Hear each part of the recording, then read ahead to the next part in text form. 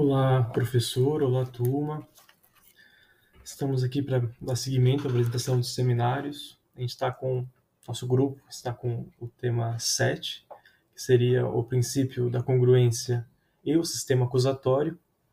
O grupo é composto pelo Pedro Renato, pelo Thiago Nunes e por mim, Vinícius.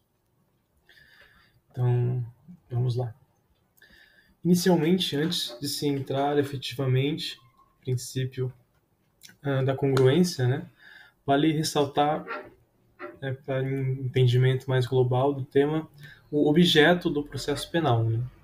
Quando nós falamos de processo penal, o seu objeto, o seu centro, está exatamente na pretensão acusatória. Né? E o que seria a pretensão acusatória? A pretensão acusatória é a faculdade de se buscar a tutela jurisdicional afirmando a existência de um delito para que se haja uma resposta punitiva do Estado, não do Estado juiz. Que essa é uma definição, inclusive, do professor Aurí Lopes Júnior. Então, sobre esse respeito, né, nós já conseguimos tirar várias conclusões, né, dessa questão do objeto do processo penal. A primeira delas é de uma clara separação entre os sujeitos do processo. Né? Então, vai ter um agente acusatório levando isso ao Estado juiz. Então, aqui nós vemos uma separação entre a acusação e o órgão jurisdicional.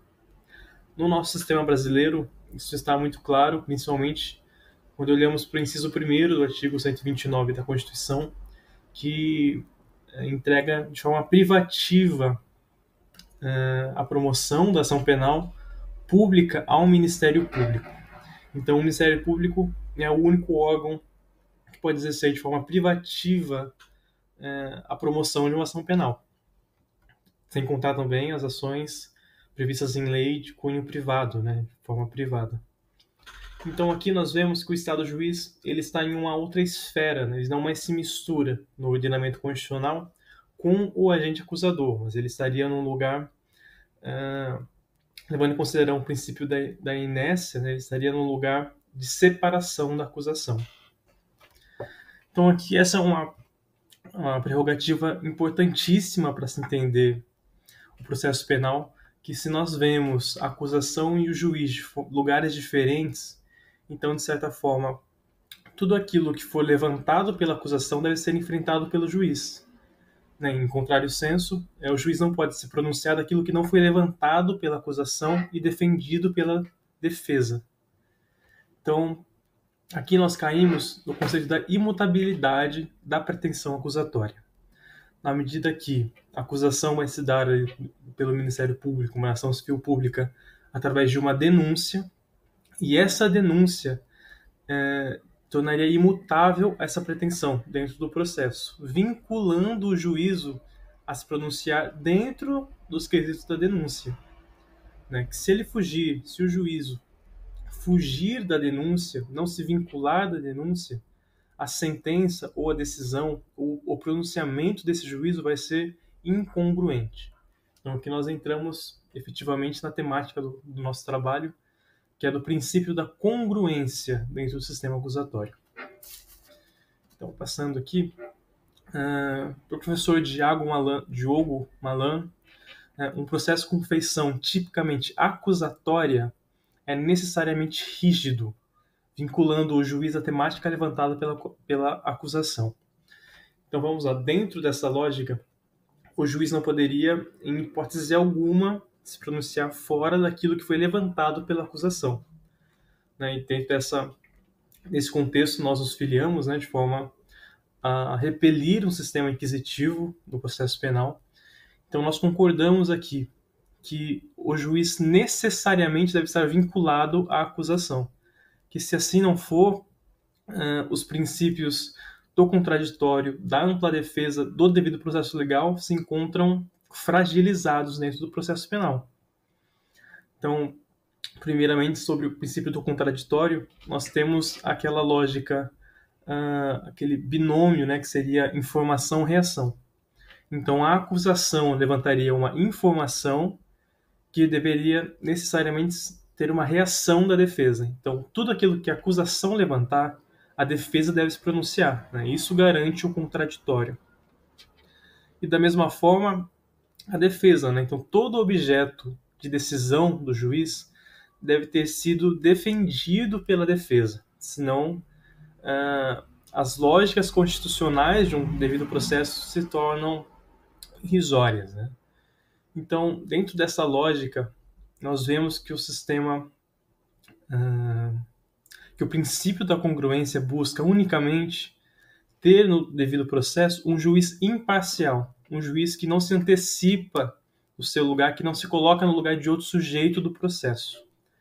Só que, contudo, dentro do contexto brasileiro, principalmente do sistema inquisitivo, nós vamos ter fugas, né, exceções a esse sistema. Então, o que a gente vai abordar agora seria o caso da emendatio libelli, né, que está previsto lá no artigo 383 do Código de Processo Penal, que diz o seguinte: o juiz, sem modificar a descrição do fato contida na denúncia ou queixa, poderá atribuir-lhe definição jurídica diversa, ainda que em consequência, venha de aplicar pena mais grave. Então vamos lá.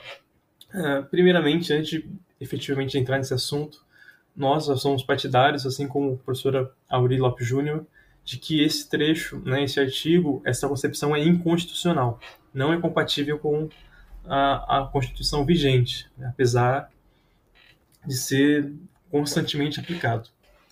Então vamos lá. A emendatio libelli diz respeito ao juiz, em seu pronunciamento,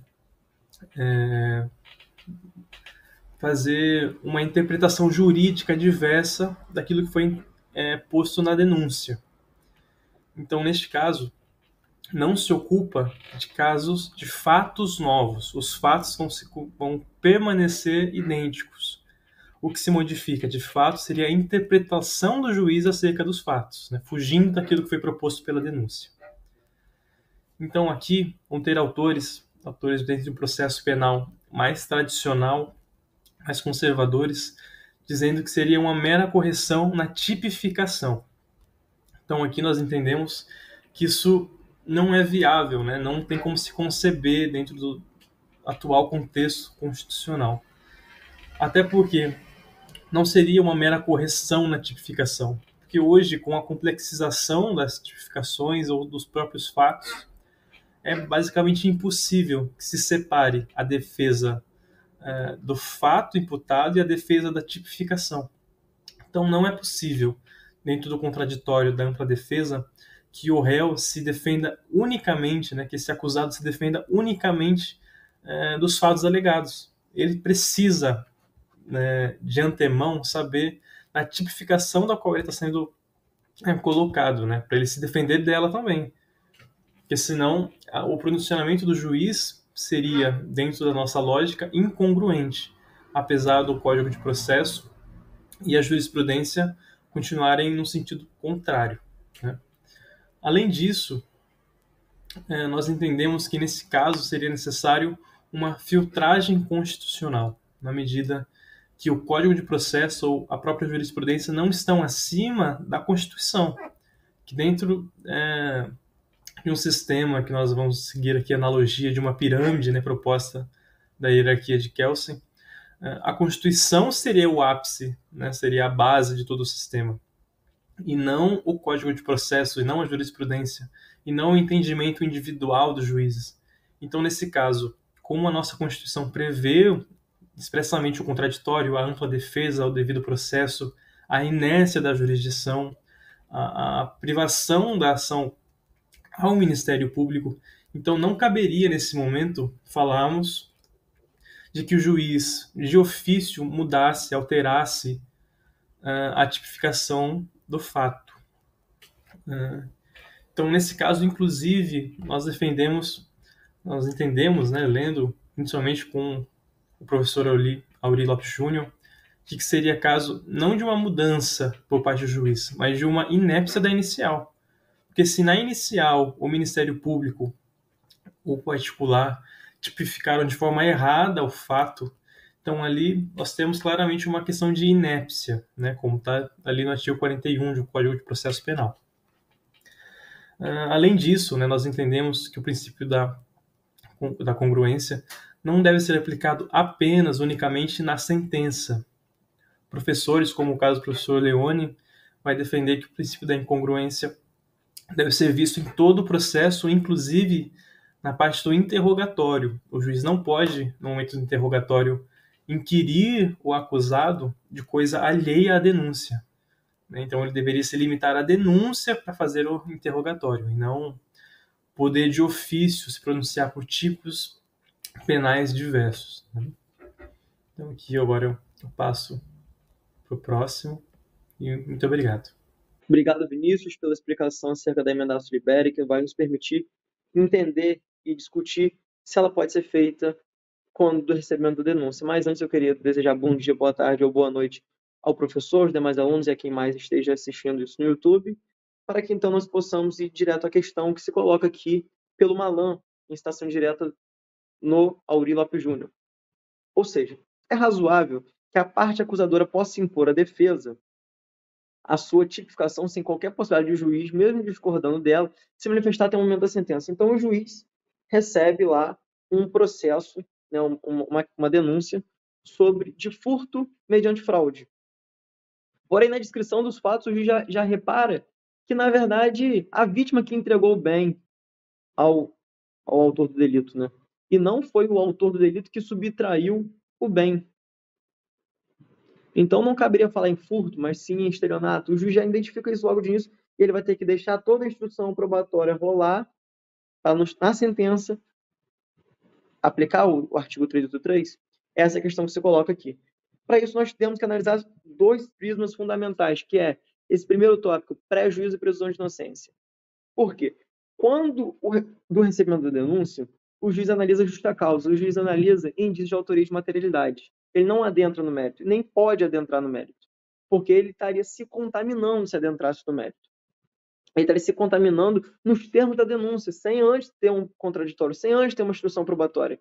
É essa a tanta preocupação que se tem, que deu origem ao juiz de garantias, né? O juiz não se contaminar, com a acusação, não se contaminar com a acusação, né? Por quê? Porque isso ia interferir na imparcialidade dele. Não ia ter uma imparcialidade verdadeira, porque ele já teria ingressado no mérito ao analisar aquela capitulação. Já teria entrado no mérito, já teria decidido sobre aquele assunto antes de ouvir as testemunhas, antes de ver as provas produzidas, antes de dar o contraditório, de garantir a ampla defesa. Isso, consequentemente, violaria a presunção de inocência porque o réu já teria ali uma certa condenação interna no juiz que estaria contaminado. Por outro lado, o Aurí Lopes Júnior aponta para uma crescente de abuso do poder de acusar. O que isso quer dizer? No direito comparado, conforme aponta o Giacomelli, é o overcharging do sistema da common law. O que significa isso, que também ocorre no Brasil? É o quê? Pega um caso de homicídio culposo no trânsito, ou seja, uma pessoa conduzindo um veículo automotor tira a vida de outrem, né, de forma imprudente. Está aí claramente um caso de homicídio culposo. Porém, o parquê denuncia por homicídio doloso e qualificado ainda. Por que fazer essa capitulação mais gravosa? Para que o réu seja coagido, seja compelido a aceitar acordo. É essa a prática.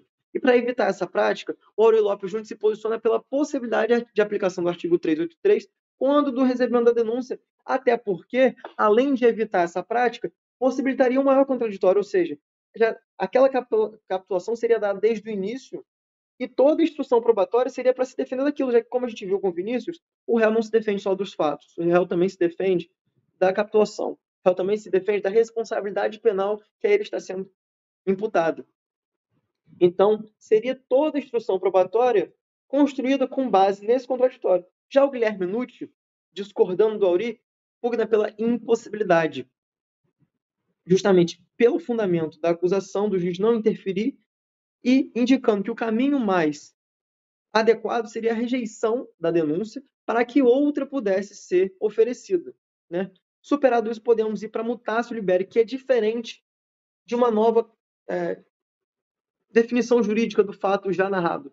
Na verdade, trata-se de uma nova prova existente nos autos. Então, foi construído no decorrer da instrução probatória uma prova que mudasse elementar ou circunstância da infração penal, do tipo penal, que não estava contido antes na acusação. Com isso, o Ministério Público deve aditar a denúncia ou queixa no prazo de 5 dias, tá?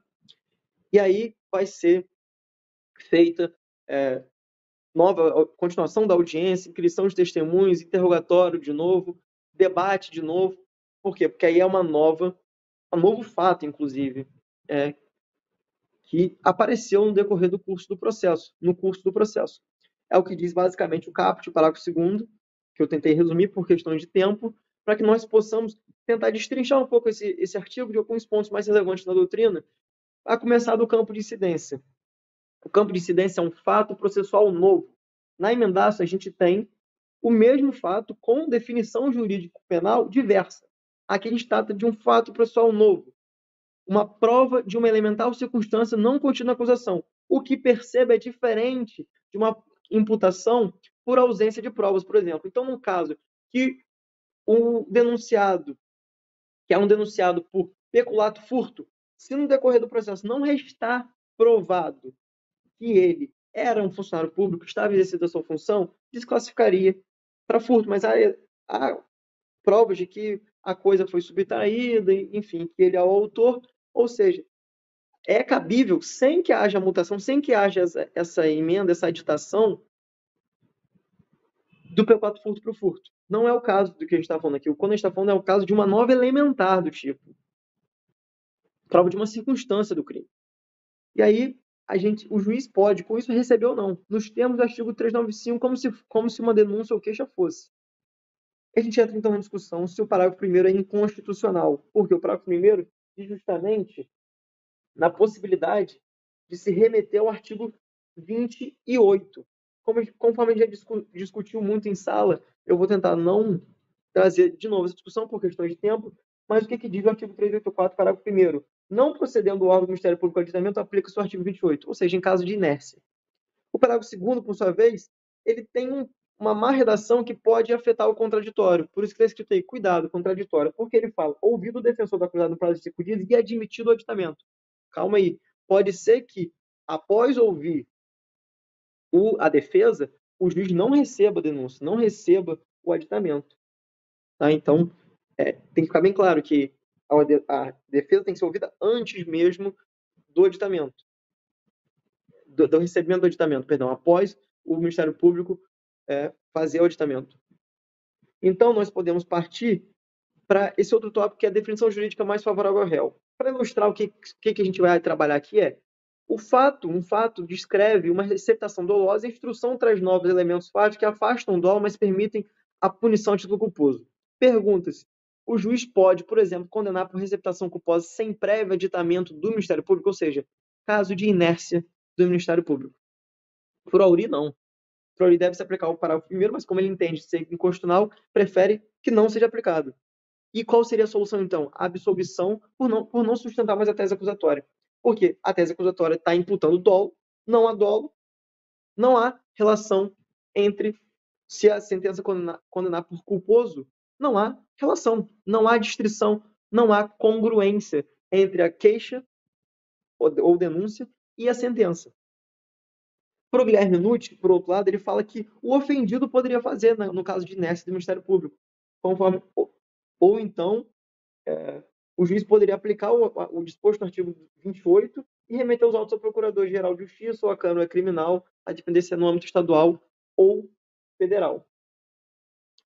Com isso, então, nós vamos abordar a súmula 453 do STF, que diz o seguinte: não se aplicam à segunda instância o artigo 384 e parágrafo único, que, na verdade, hoje é parágrafo 1º ao 5º, né, com alteração legislativa, que possibilitam da nova definição jurídica ao fato delituoso em virtude de circunstância elementar não contida explícita ou implicitamente na denúncia ou queixa. Por quê? Qual é o sentido disso? Haveria supressão do primeiro grau de jurisdição. Mesmo porque a gente viu que no parágrafo 2º há reprodução de prova. Né? Então, haveria justamente essa supressão do primeiro grau de jurisdição se fosse aplicada a segunda instância. Então, essa é a lógica por detrás da súmula, do enunciado sumular do Supremo. Porém, é predominante o entendimento da aplicação na segunda instância do artigo 393. Então, assim como o juiz pode dar definição jurídica para os fatos, estamos falando da emendaço agora, dos fatos descritos na denúncia, a segunda instância também pode. Né? O que não pode é a aplicação do 384, né? Apesar de que, para o Auri, nenhum nem outro poderia. Agora, a possibilidade de suspensão continuada do processo ou de distribuição para outro juiz.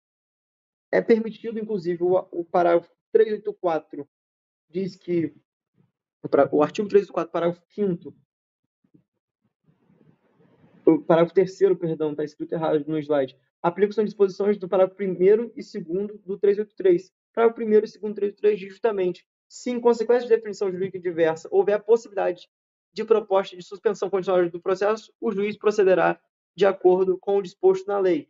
E parágrafo 2º, tratando de infração de competência de outro juízo, a este serão encaminhados os autos. Então, perfeitamente possível. Tá? E, por outro lado, a súmula 337 do STJ diz que é cabível a suspensão continuada do processo na desclassificação do crime e na procedência parcial da pretensão punitiva. Por fim, nós vamos analisar algumas mutações e se elas cabem com ou sem a presença da mutatio, né, do aditamento da denúncia ou queixa. Se a gente tratar de elemento subjetivo dolo para normativo culpa, o que o Auri nos diz? Que a rigor não cabe a modificação de tipo doloso para culposo sem mutatio libelli. Por quê? Justamente a gente vai estar trabalhando sobre novos fatos, nova defesa, uma complexidade processual de que deveria haver uma nova instrução probatória. Não pode simplesmente trocar sem que dê à parte a possibilidade do contraditório. Crime consumado para tentado, da mesma forma, porque são situações fáticas completamente diversas que conduzem à alteração do fato processual e, portanto, objeto do processo, como o Vinícius também explicou para a gente o objeto do processo. Alteração de autor para partícipe e vice-versa. E repare que, nesses casos, às vezes está até dando uma solução mais tranquila para o réu. Porém, o réu teria que se defender também do crime tentado, do crime culposo, da participação, né? Mas ele se defendeu da autoria, da consumação e do dolo. Então, de certa forma, todos feririam a ampla defesa e o contraditório. E, nesse caso específico, não representa uma vantagem uma situação processual legítima, mas uma mudança que somente pode decorrer de alteração do fato processual. Então, para essas três hipóteses, o Auri é categórico em dizer é necessário a aplicação do 384 para que haja o aditamento. Porém, conforme eu já pontuei, e para pontuar por fim aqui, para finalizar e passar a palavra para o Tiago, a redução da imputação por ausência de provas não enseja na aplicação obrigatória da mutatio liberis, porque nesse caso é possível a condenação por outro delito sem necessidade de aditamento, pois o afastamento alimentar por falta de prova conduz a uma atipicidade relativa porque outro fato, porque vai para outro tipo, desclassificação de um crime para outro. Não é tipicidade absoluta que torne o fato atípico, mas uma atipicidade que faça com que ele desloque para outro tipo. Eu queria agradecer a todos por terem ouvido. Desculpa ter passado alguns minutinhos do tempo. E eu queria passar agora a palavra para o Tiago para que ele encerre e vá se aprofundar mais propriamente dito nas sentenças incongruentes. Prezados, boa tarde, tudo bem? Eu vou continuar o trabalho, estou apresentando a parte final, eu sou o Tiago, tudo bem? Onde a gente está falando do princípio da congruência e o sistema acusatório. Como vocês já puderam ver pelos meus colegas, a gente já teve uma boa noção do que é o princípio da congruência, a importância dele para o sistema penal acusatório que nós temos, já discutimos o emendatio libellio e o mutatio libellio, tudo bem? E a gente vai discutir agora, mais precisamente, dois pontos que eu acho vitais para a discussão do princípio da congruência no ordenamento jurídico brasileiro, que são as classes de sentenças incongruentes e a constitucionalidade do 385, que é um artigo muito do CPP, que é um artigo muito importante para a discussão da congruência do exercício de uma sentença congruente, tudo bem? Então vamos falar das classes. Nosso trabalho se baseia principalmente, quando a gente for falar das fontes para fechar esse trabalho, ele se baseia principalmente na visão de dois doutrinadores, que é o Guilherme Nutt e o Auri Lopes, que são pessoas com posições bem parecidas até em alguns pontos, etc., mas que o Auri me parece mais crítico e ele tem posições bem interessantes. tudo bem? Quando ele fala das sentenças incongruentes, ele diferente do NUT, ele se manifesta, apontando exatamente quais são as classes de sentença incongruente. Ele coloca a sentença incongruente em um gênero, que apresenta duas espécies. Ele aponta, primeiro, a incongruência por extra petita e, segundo, a incongruência por citra petita. Na incongruência por extra petita, a sentença penal condenatória é aquela sentença penal condenatória em que o magistrado julga para além dos limites do que foi imputado ao réu. Ou seja, ele vai atuar de ofício, violando o contraditório, ampla defesa do sistema acusatório, porque ele vai além do que foi posto na denúncia e queixa. Tudo bem? Em suma, pode ser colocado como uma violação do mutatio libellio. Ele deixa de observar o que está definido no artigo 383 e simplesmente passa por cima disso, decidindo de ofício, tudo bem? Para além do que foi posto na denúncia ou queixa. O Auri, ele vai apontar, e a gente vai voltar a isso quando for discutir o 385, ele aponta que o 385 é uma previsão legal inconstitucional e que as decisões do 385, por exemplo, quando o juiz de ofício reconhece uma agravante que não foi apontada pela defesa, seria uma hipótese de incongruência por extra petita. Tudo bem? E a gente vai ver e vai discutir no próximo slide os efeitos desse tipo de sentença.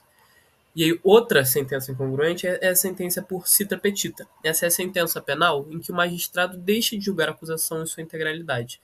Então, ele só aprecia parte do que foi posto na denúncia ou queixa, ele deixa de apreciar todos os pedidos ou sobre todas as partes do processo, tudo bem? E, basicamente, são essas duas espécies e a gente vai ver agora os efeitos dela. Então, quando a gente fala dos efeitos da sentença incongruente, a gente vai ver que os fundamentos são diferentes, mas os efeitos são os mesmos. Tanto na incongruência por extra petita quanto a incongruência por citra petita, haverá nulidade da sentença, com sua extensão ser apurada no caso concreto. Tudo bem? Mesma coisa por citra petita, por exemplo, se tiver no extra petita, se ele se excede quanto a parte dos agravantes, etc., caberá na reforma exatamente delimitar qual parte do dispositivo da sentença, da peça, está de fato sejada pelo vício. Tudo bem? Está marcada pelo vício. E aí os fundamentos, o artigo 5º, 45 da Constituição Federal, tudo bem? 129 primeiro da Constituição Federal, que marcam o primeiro marco de direito fundamental, ampla defesa, contraditório, etc. E as outras as previsões do CPP que apontam, vou até conferir aqui, mas se não me engano, nos apontam as causas de nulidade da sentença, o 564. E a gente vai ter que no extra petita haverá nulidade, porque pelo 564 a nulidade ocorrerá nos seguintes casos: por falta de fórmulas ou dos termos seguintes, e aí no caso da incongruência por citra petita, a denúncia ou queixa é representação, no processo de contravenções penais a portaria ou auto de prisão em flagrante, e no caso da incongruência por citra petita, a gente vai ver que é o mesmo dispositivo, só que agora na linha M, a sentença, tudo bem? Por falta de fórmula dos termos seguintes na sentença, tá? Então, os efeitos são a nulidade, podendo ser total ou parcial, a depender da extensão do vício no caso concreto. Agora a gente vai falar um pouco sobre a constitucionalidade do 385. Por quê? Como a gente viu, existe um debate na doutrina, no entendimento pacificado, pelo que me parece hoje, a gente vai discutir depois, mas existe um debate doutrinário. Auri, como um grande doutrinador, como uma referência, etc., tem voz nesse debate. É importante a gente ter em mente a posição dele, mesmo que não seja a majoritária hoje no ordenamento jurídico pátrio, porque nós temos que ser críticos. É importante para a nossa construção, principalmente enquanto pessoas que entendem a necessidade do sistema acusatório e defendem o sistema acusatório no país. Tudo bem? Mesmo que seja para delimitar da melhor maneira possível o artigo 385, de maneira que não fira o sistema acusatório. Então vamos lá. O artigo 385 determina que nos crimes de ação pública o juiz poderá proferir sentença condenatória, ainda que o Ministério Público tenha opinado pela absolvição, bem como reconhecer agravantes, embora nenhuma tenha sido alegada. Então o que está sendo dito aqui? Que, não vou tentar me repetir, o juiz ele não tem sua posição presa diante da manifestação do MP, seja pela absolvição ou condenação. Ele pode tanto absolver como condenar. E ele pode, de ofício, reconhecer agravantes, mesmo que o MP não tenha alegado elas, mesmo que o defendente não tenha alegado elas. Tudo bem? Não, desculpa, o acusador não tenha alegado elas. Esse artigo 385 decorre do princípio da obrigatoriedade da disponibilidade da ação penal pública, tudo bem? Essa é uma posição do professor Guilherme Nutt, aponta. E ele não aplicava, naturalmente, não aplicava ação penal privada. Artigo 60, inciso 3º, vou abrir aqui para vocês, tudo bem? Vou conversar sobre ele. Nos casos somente se procede mediante queixa, considerar-se-á a perempta ação penal quando o querelante deixar de comparecer. Então, vai haver perempção, naturalmente, porque a ação penal privada é de interesse do acusador. Se não há interesse na condenação, haja vista ser um direito disponível, não há porquê o juiz decidir de ofício, tudo bem? Vamos passar para o próximo slide, vou apontar as duas posições. O Guilherme Nutt aponta a constitucionalidade. Por quê? Ele aponta que está baseado no princípio da livre convicção motivada. Ele aponta que é um dever do magistrado de conduzir a ação penal até o seu fim, diante do princípio do impulso oficial. E ele fala que não há lesão do artigo 41 CPP, o artigo 41, que é até uma das grandes bases do professor Auri, porque ele coloca aqui, no artigo 41, vou falar para vocês, denúncia ou queixa contra a exposição do fato criminoso, com todas as suas circunstâncias, a qualificação do acusado, os esclarecimentos, pelos quais se possa identificá-lo, a classificação do crime e, quando necessário, o rol das testemunhas. O professor Auri, a gente vai ver depois porque ele aponta que tem uma lesão, mas ele diria que não tem, o Nutt não tem lesão no artigo 41, por ser agravante, enquanto causas legais e genéricas de aumento de pena não são vitais à imputação e, portanto, não são necessárias que esteja presente na denúncia ou queixa. Tudo bem? Não são indispensáveis a sua presença. Por isso que é um poder do juiz, depois de reconhecer de ofício a existência de agravante. Ele aponta, um dos argumentos basilares dele é que quem pode mais, pode menos. Se ele coloca que é possível a aplicação de circunstanciais que tem uma interpretação muito mais ampla, que tem uma interpretação muito mais discricionária por parte do juiz, a aplicação de agravante, que são determinações legais, genéricas, dispostas no Código Penal, não seria uma lesão ao sistema acusatório, tá bom? Ele coloca essa aspas, coloca aqui, ademais, pelo princípio do impulso oficial, desde o recebimento da peça inicial acusatória, está o magistrado obrigado a conduzir o feito ao seu deslinde, proferindo-se decisão de mérito. E tudo isso a comprovar que o direito de punir do Estado não é regido pela oportunidade, mas pela necessidade de se produzir a acusação e, consequentemente, a condenação, desde que haja provas a sustentá-la. Tudo bem? É a posição dele, essa mais para dele, do manual dele. No artigo 385, então, vamos falar da inconstitucionalidade. À luz do Auri Lopes, ele aponta que é inconstitucional por uma série de motivos. Ele coloca que é uma lesão ao sistema acusatório. Ele coloca que é uma lesão ao princípio do non procedar e o dex ex officio, que é uma vedação que o juiz age de ofício quando não deveria, que é um poder que ele não deveria ter, que é uma lesão diante do não exercício da pretensão acusatória pelo MP, porque ele coloca que se o MP, que o juiz estaria vinculado à posição do MP, que se o MP, enquanto representante do